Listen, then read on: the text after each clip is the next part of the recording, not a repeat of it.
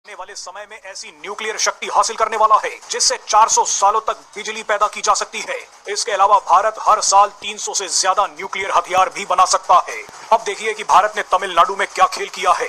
भारत का fast breeder reactor criticality हासिल कर चुका है, यानी शुरू हो गया है। भारत हर साल तेल और यूरेनियम खरीदने में अरबों रुपए बाहर खर्च कर देता है क्योंकि भारत की फ्यूल क्षमता सीमित है। लेकिन अब सब कुछ बदलने वाला है। भारत ने जो रिएक्टर बनाया है वो कोई सामान्य न्यूक्लियर रिएक्टर नहीं है। इस न्यूक्लियर रिएक्टर में ऊर्जा बनाने के लिए जितना फ्यूल इस्तेमाल होता है ये उससे ज्यादा फ्यूल पैदा कर देता है, इसीलिए इसे फास्ट ब्रीडर कहा जाता है। 1950 के दशक में डॉक्टर होमी भाभा ने भारत की भौगोलिक वास्तविकता को पहचान लिया था। उन्होंने कहा था कि भारत के पास वैश्विक यूरेनियम का मुश्किल से सिर्फ 1 या 2% हिस्सा है, लेकिन भारत के पास दुनिया का सबसे बड़ा थोरियम भंडार है।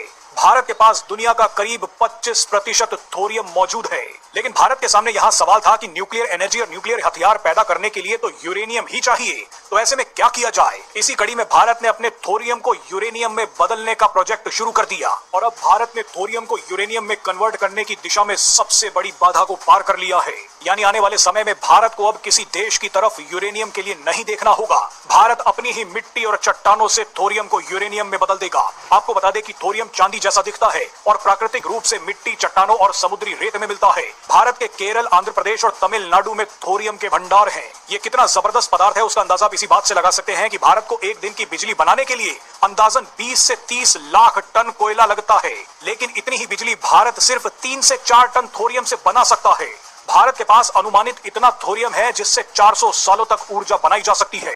जो काम 193 देश नहीं कर पाए वो भारत ने कर दिखाया है। ये खबर भारत के बच्चे बच्चे को पता होनी चाहिए। भारत के तमिलनाडु के कलपक्कम में स्वदेशी निर्मित प्रोटोटाइप फास्ट ब्रीडर रिएक्टर ने क्रिटिकलिटी हासिल कर ली है।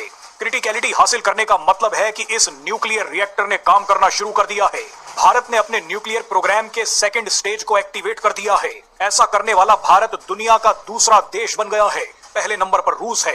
ये कितनी बड़ी सफलता है उसका अंदाजा आप इसी बात से लगा सकते हैं कि अमेरिका, जापान, जर्मनी और ब्रिटेन जैसे देशों ने ये काम करने के लिए $50 बिलियन से ज्यादा पैसा खर्च कर दिया। लेकिन इसके बाद इन सभी देशों ने सरेंडर कर दिया। इन्होंने कहा कि ऐसा हो ही नहीं सकता, लेकिन भारत ने ये कर दिखाया है। भारत ने असल में क्या किया है वो अब आपको बेहद ही आसान भाषा में समझाते हैं। बोनस के तौर पर पहले ही आपको बता देते हैं कि भारत आने वाले समय में ऐसी न्यूक्लियर शक्ति हासिल करने वाला है जिससे 400 सालों तक बिजली पैदा की जा सकती है।